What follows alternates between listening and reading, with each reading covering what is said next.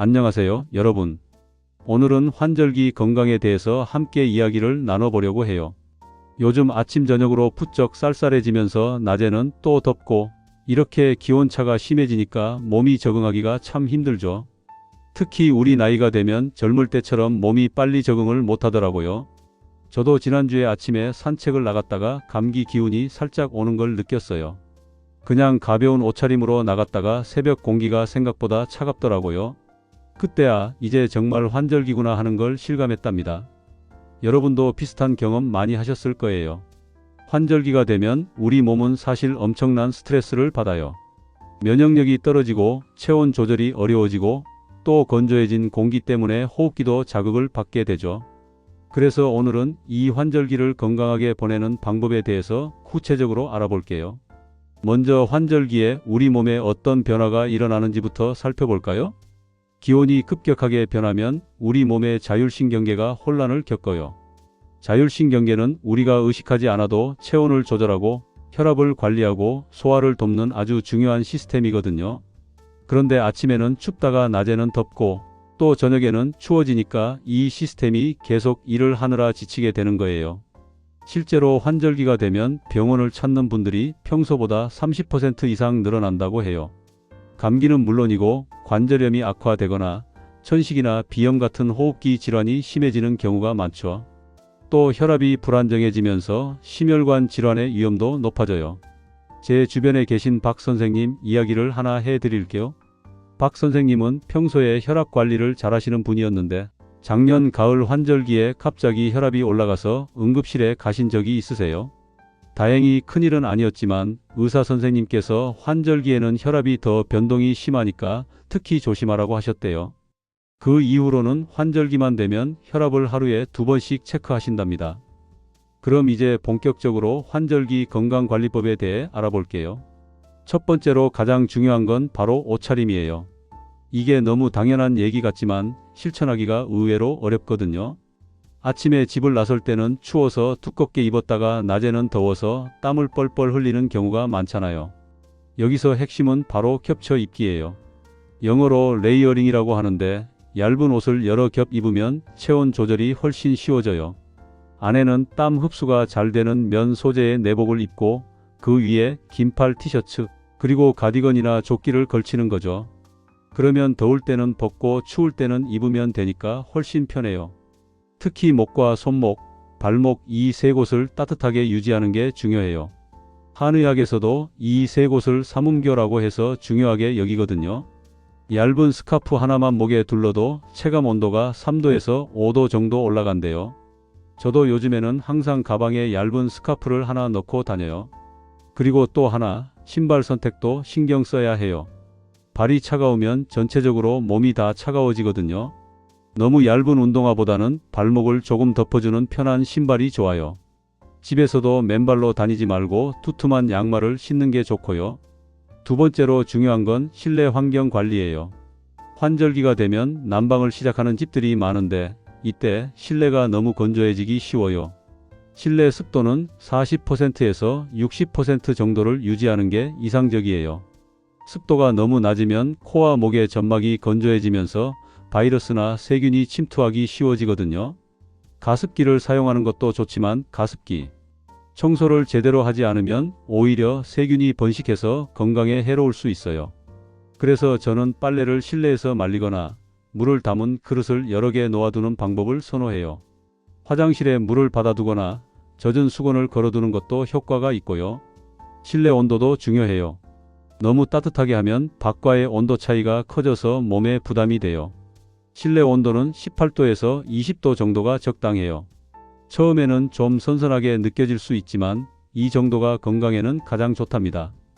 그리고 환기도 빼놓을 수 없어요. 아무리 추워도 하루에 2~3번은 창문을 열어서 환기를 시켜야 해요. 특히 아침에 일어났을 때 1번, 그리고 낮에 따뜻할 때 1번 이렇게 하면 좋아요. 1번 환기할 때는 10분 정도면 충분해요. 세 번째는 식생활 관리예요. 환절기에는 면역력을 높여주는 음식을 먹는 게 정말 중요해요. 제철 과일과 채소를 많이 드시는 게 좋은데 지금 시기에는 배, 사과, 감, 석류 같은 과일들이 제철이죠. 이런 과일들은 수분도 풍부하고 비타민도 많이 들어있어서 환절기 건강에 아주 좋아요. 특히 배는 기관지에 정말 좋아요. 기침이 나거나 목이 따끔거릴 때 배를 갈아서 즙을 내서 마시면 효과가 좋고요. 배에 꿀을 넣고 푹 쪄서 먹는 것도 좋은 방법이에요. 저희 어머니도 환절기만 되면 배숙을 꼭 만들어 주시곤 했어요. 도라지도 환절기에 아주 좋은 식재료예요. 도라지는 사포닌 성분이 풍부해서 호흡기 건강에 탁월하거든요. 도라지를 무쳐서 반찬으로 먹어도 좋고 도라지청을 만들어서 물에 타서 마셔도 좋아요. 만드는 방법은 간단해요. 도라지를 깨끗이 씻어서 물기를 뺀 다음 설탕이나 꿀과 1대1 비율로 섞어서 일주일 정도 숙성시키면 돼요. 생강차도 추천드려요. 생강은 몸을 따뜻하게 해주고 면역력을 높여주는 효과가 있어요. 생강을 얇게 썰어서 꿀에 재워 두었다가 뜨거운 물에 타서 마시면 정말 좋아요. 특히 아침에 일어나서 따뜻한 생강차 한 잔 마시면 하루를 활기차게 시작할 수 있어요. 그리고 단백질 섭취도 신경 써야 해요. 면역력을 유지하려면 양질의 단백질이 필요하거든요. 생선, 계란, 두부, 닭가슴살 같은 음식들을 골고루 드시는 게 좋아요. 특히 등푸른 생선은 오메가3가 풍부해서 혈관 건강에도 좋고 염증을 줄여주는 효과도 있어요. 물도 충분히 마셔야 해요. 환절기에는 공기가 건조해서 우리 몸도 쉽게 건조해지거든요. 하루에 1.5리터에서 2리터 정도는 마시는 게 좋아요. 한 번에 많이 마시는 것보다는 조금씩 자주 마시는 게 좋고요. 차가운 물보다는 미지근한 물이나 따뜻한 차가 좋아요. 반대로 환절기에 피해야 할 음식도 있어요. 맵고 짠 자극적인 음식은 점막을 자극할 수 있으니 줄이는 게 좋고요. 술과 카페인도 많이 섭취하면 몸을 더 건조하게 만들 수 있으니 주의해야 해요. 특히 술은 혈관을 확장시켜서 일시적으로는 따뜻한 느낌이 들지만 실제로는 체온을 떨어뜨리니까 환절기에는 특히 조심하셔야 해요. 네 번째는 운동과 활동이에요. 환절기라고 해서 움직임을 줄이면 오히려 면역력이 더 떨어져요. 적당한 운동은 면역력을 높이고 체온 조절 능력을 향상시켜줘요. 하지만 너무 과격한 운동은 오히려 몸에 부담을 줄 수 있으니 조심해야 해요. 걷기가 가장 좋은 운동이에요. 하루 30분 정도 가볍게 걷는 것만으로도 충분한 효과를 볼 수 있어요. 걸을 때는 무리하지 말고 자신의 페이스에 맞춰서 걷는 게 중요해요. 누군가와 대화할 수 있을 정도의 속도가 적당하다고 생각하시면 돼요. 운동 시간은 너무 이른 아침이나 늦은 저녁보다는 오전 10시에서 오후 3시 사이가 좋아요. 이 시간대가 기온이 가장 안정적이고 햇빛도 있어서 운동하기에 적합하거든요. 특히 햇빛을 쬐면서 걷는 건 비타민 D 생성에도 도움이 돼요. 실내에서 할 수 있는 스트레칭도 매일 하시면 좋아요. 아침에 일어나서 5분, 저녁에 자기 전에 5분, 이렇게만 해도 몸이 훨씬 가벼워지고 혈액순환도 좋아져요. 목을 천천히 돌리고 어깨를 으쓱으쓱하고 팔다리를 쭉쭉 펴주는 간단한 동작들만으로도 충분해요. 요가나 스트레칭 같은 활동도 환절기에 좋아요. 격렬하지 않으면서도 근육을 이완시키고 유연성을 높여주거든요. 요즘은 유튜브에 시니어를 위한 요가 영상들이 많이 있으니까 집에서도 쉽게 따라할 수 있어요. 다섯 번째는 수면 관리예요. 환절기에는 수면의 질이 떨어지기 쉬워요. 체온 조절이 잘 안 되다 보니 밤에 자다가 덥거나 추워서 깨는 경우가 많거든요. 충분한 수면은 면역력 유지에 정말 중요해요. 침실 온도는 약간 서늘한 18도 정도가 수면에 가장 좋다고 해요. 이불은 너무 두껍지 않게 하지만 충분히 보온이 되는 것으로 준비하시고요. 요즘은 체온 조절이 잘 되는 기능성 이불들도 많으니까 투자해 보시는 것도 좋아요. 잠들기 한두 시간 전에는 따뜻한 물로 샤워를 하거나 족욕을 하는 것도 도움이 돼요. 체온이 살짝 올라갔다가 내려가면서 자연스럽게 졸음이 오거든요. 족욕은 10분에서 15분 정도, 40도 정도의 따뜻한 물에 발을 담그면 돼요. 잠자리에 들기 전에는 스마트폰이나 TV 보는 걸 피하는 게 좋아요. 블루라이트가 수면 호르몬인 멜라토닌 분비를 방해하거든요. 대신 가벼운 책을 읽거나 조용한 음악을 듣는 게 좋아요. 여섯 번째는 개인위생 관리예요. 환절기에는 감기나 독감 같은 바이러스성 질환이 유행하기 쉬워요. 손 씻기가 가장 기본적이면서도 효과적인 예방법이에요. 외출했다 돌아오면 바로 손을 씻고 식사 전후에도 손을 씻는 습관을 들이셔야 해요.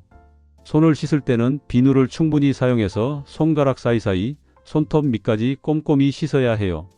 30초 이상 씻는 게 좋은데 생일 축하 노래를 2번 부르는 정도의 시간이라고 생각하시면 돼요. 양치질도 중요해요. 아침, 저녁은 물론이고 점심 식사 후에도 양치를 하는 게 좋아요. 구강 위생이 나빠지면 입속 세균이 호흡기로 넘어갈 수 있거든요. 혀도 같이 닦아주시면 더 좋고요. 그리고 코 세척도 도움이 돼요. 생리식 염수로 코 안을 씻어내면 먼지나 세균을 제거할 수 있어요. 약국에서 코 세척기를 구입할 수 있는데 하루에 한두 번 정도 하시면 비염 예방에도 좋아요. 7번째는 예방접종이에요. 환절기에는 독감 예방접종을 꼭 받으시는 게 좋아요. 특히 65세 이상이시면 무료로 접종을 받을 수 있으니까 시기를 놓치지 말고 꼭 받으세요. 보통 10월에서 11월 사이에 접종을 받으면 겨울 내내 효과가 지속돼요. 폐렴구균 예방접종도 중요해요. 고령자의 경우 폐렴이 생명을 위협할 수 있는 심각한 질병이거든요. 한 번 접종으로 5년 정도 효과가 지속되니까 아직 안 하신 분들은 의사 선생님과 상담해 보세요. 8번째는 만성질환 관리예요. 고혈압, 당뇨, 심장질환 같은 만성질환을 가지고 계신 분들은 환절기에 더욱 주의하셔야 해요. 앞서 말씀드린 것처럼 기온 변화가 혈압과 혈당에 영향을 미칠 수 있거든요. 약은 절대 임의로 끊거나 줄이면 안 돼요. 정해진 시간에 정확하게 복용하시는 게 중요해요. 혈압이나 혈당 수치도 평소보다 자주 체크해 보시는 게 좋고요. 이상한 증상이 느껴지면 바로 병원에 가셔야 해요. 제 친구 어머님 한 분은 당뇨가 있으신데 환절기만 되면 혈당이 불안정해지신대요. 그래서 환절기에는 혈당 측정을 하루에 3번 하시고 식단도 더 철저하게 관리하신다고 해요. 이렇게 본인의 몸 상태에 맞춰서 관리하시는 게 정말 중요해요. 9번째는 스트레스 관리예요. 날씨 변화 자체가 우리 몸에 스트레스가 되는데 여기에 심리적인 스트레스까지 더해지면 면역력이 더욱 떨어져요. 환절기에는 특히 마음의 여유를 가지는 게 중요해요. 명상이나 심호흡 같은 이완 기법을 배워보시는 것도 좋아요. 하루에 10분만 조용히 앉아서 천천히 호흡하는 것만으로도 스트레스가 많이 줄어들어요. 코로 천천히 들이마시고 입으로 천천히 내쉬는 거예요.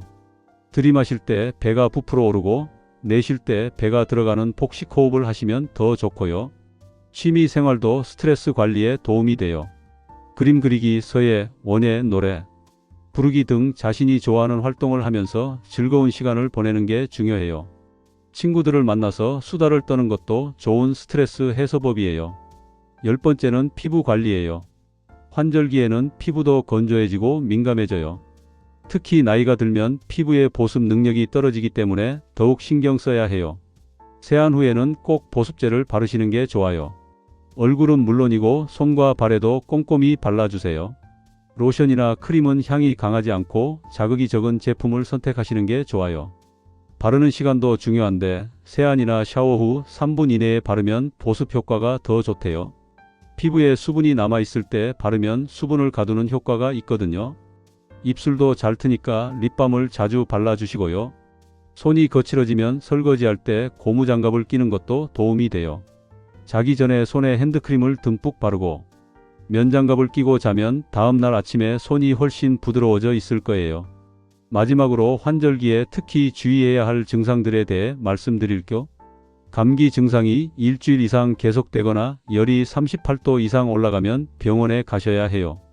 단순 감기가 아니라 독감이나 폐렴으로 발전할 수 있거든요. 가슴이 답답하거나 숨이 차는 증상이 있으면 즉시 병원에 가셔야 해요.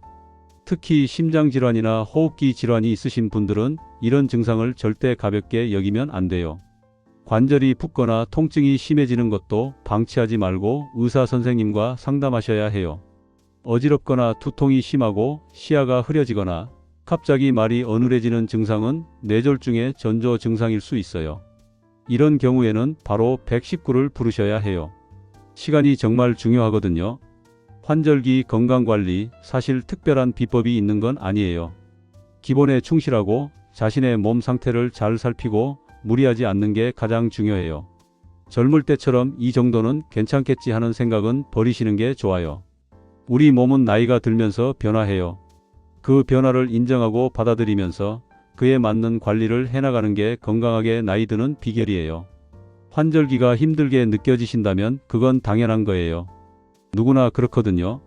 중요한 건 그 힘든 시기를 어떻게 잘 넘기느냐예요. 저도 매년 환절기마다 몸 관리에 신경을 많이 쓰는데요. 올해는 특히 더 꼼꼼하게 챙기고 있어요. 옷도 여러 겹 겹쳐 입고 물도 자주 마시고 운동도 꾸준히 하려고 노력하고 있어요. 여러분도 오늘 제가 말씀드린 내용들 중에서 본인에게 맞는 것들을 하나씩 실천해 보세요. 작은 실천들이 모이면 큰 변화가 돼요. 매일 물 한 잔 더 마시기, 계단 대신 산책 10분 더 하기, 밤에 따뜻한 차 한 잔 마시기, 이런 작은 습관들이 쌓이면 환절기를 훨씬 건강하게 보낼 수 있어요. 그리고 혼자서만 관리하지 마시고 가족이나 친구들과 함께 건강 관리를 해보세요. 서로 격려하고 정보도 나누고 같이 운동도 하면 훨씬 재미있고 꾸준히 할 수 있어요. 저도 친구들과 매주 2번씩 만나서 같이 걷기 운동을 하는데 혼자 할 때보다 훨씬 재미있고 동기부여도 잘 되더라고요. 환절기는 분명히 우리 몸에 도전이 되는 시기예요. 하지만 잘 대비하고 관리하면 충분히 건강하게 넘길 수 있어요. 오히려 이 시기를 통해서 평소에 소홀했던 건강관리를 다시 점검하는 기회로 삼으시면 좋을 것 같아요. 날씨가 변하면서 몸도 마음도 조금 불안정해질 수 있지만 그럴 때일수록 스스로를 더 잘 돌보고 사랑하는 마음이 필요해요. 우리 몸은 지금까지 우리를 잘 지켜왔잖아요. 이제는 우리가 우리 몸을 더 잘 챙겨줄 차례예요. 환절기 두려워하지 마시고 잘 준비해서 건강하게 보내시길 바라요. 여러분 모두 건강하시고 오늘도 좋은 하루 보내세요. 다음에 또 유익한 건강 정보로 찾아뵐게요. 감사합니다.